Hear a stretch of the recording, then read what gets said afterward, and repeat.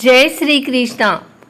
आइए सुनते हैं भाद्रपद मास के 10वें दिन श्री कृष्ण लीला का 10वां अध्याय। गोपियों द्वारा माँ यशोदा को श्री कृष्ण की शिकायत लाना। गोपियाँ बोली कि आज हम उलाहना लेके आई हैं।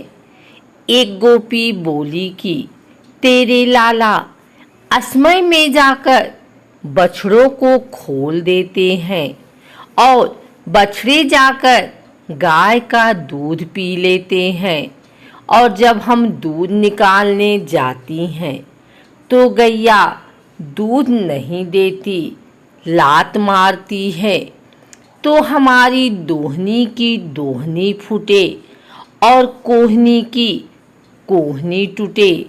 यशोदा बोली, अरे गोपियों, मेरो छोटो सा लाला है और तुम कितनी बड़ी हो, तो मेरे लाला को डांटा करो, फटकारा करो।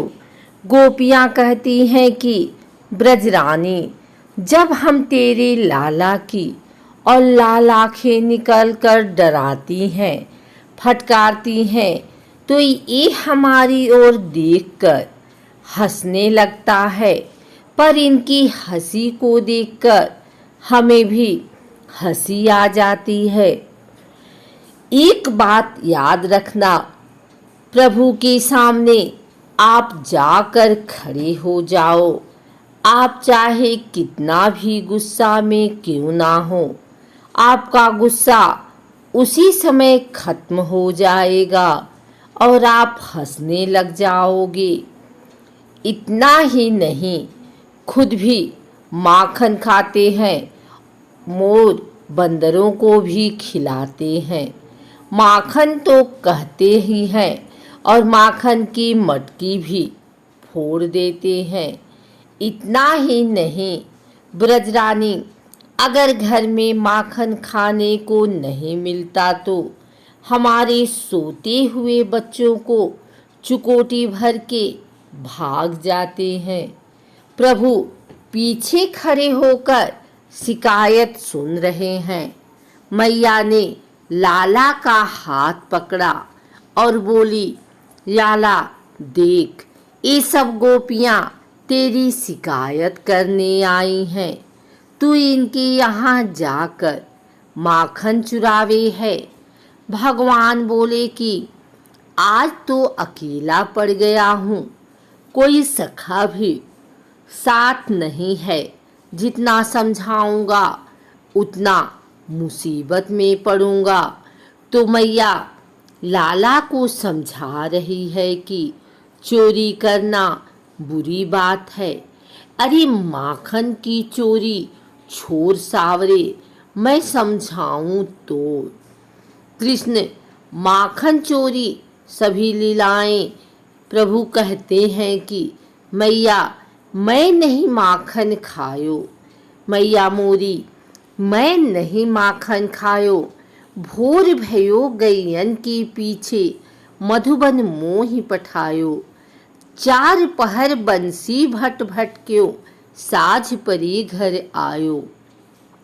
मैं बालक बहियन के छोटो, छीको की विधि पायो। ग्वाल बाल सब बैर परे हैं, बरबस मुख लपटायो। तू जननी मन की अति भोरी, इनके कह पति आयो। जिय तेरे कछु भेद उपजिहे, जान परायो जायो। यह ले अपनी लकुटी कमरिया, बहुत ही नाच नचायो। सूर्यदास तब बिहसी जसोदा, लय उर कंठ लगायो। मैया ये गोपियाँ झूठ बोल रही हैं, मैंने माखन नहीं खाया है। मैं सुबह गैया चराने जाता हूँ और शाम को घर आता हूँ। मुझे तो ऐसा लगता है कि इन ग्वाल बालों ने ही मेरे मुख पर माखन लगा दिया है। फिर बोले कि मैया तू ही सोच, तूने यह छीका कितना ऊंचा लटका रखा है, और मेरे हाथ कितने छोटे छोटे हैं। इन छोटे हाथों से मैं कैसे छीके को उतार सकता हूँ। मैया तू बहुत भोली है, ये सब झूठ बोल रहे हैं। मैया अब मैं गैया चराने भी नहीं जाऊंगा। सूरदास कहते हैं कि कन्हैया की इस चतुराई को देखकर यशोदा मन ही मन मुस्कुराने लगी और कन्हैया को गले से लगा लिया। माँ कहती है, सच सच बता लाला, तूने माखन खायो कि नहीं खायो, तुझे मेरी सौगंध है। माँ की बात सुनकर कन्हैया बोले कि हाँ मैया, मैंने ही माखन खायो। माँ बोली, देखो गोपियों, जितनो जाको मेरो लाला ने खायो है। मैं नंद द्वार पर बाट लेके बैठी हूँ। जितना जिसका खाया है वो ले जाओ। तोल तोल लियो वीर जीतनो, जाको खायो है। पर गारी मत दीजो, मोह गरीबनी को जायो। माँ कहती है, गोपियों तुम गाली मत दीजो, क्योंकि मुश्किल से मुझे कन्हैया मिले हैं। तुम्हारा जितना माखन खाया है मैं तुम्हें तोल तोल के दे दूंगी।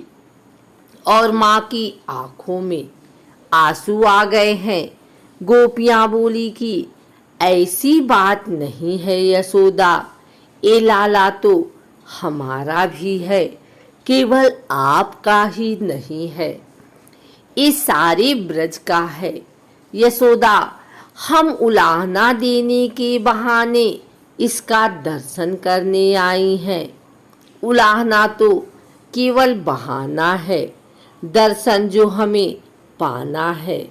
गोपियाँ कहती हैं, कोई किसी के बाल पर मरता है, कोई किसी के चाल पर मरता है, कोई किसी के गाल पर मरता है, पर हम तो बस नंद लाल पर ही मरती हैं।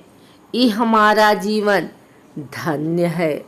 अगर आपको हमारी वीडियो अच्छी लगी हो तो इसे लाइक करें, कमेंट करें, शेयर करें।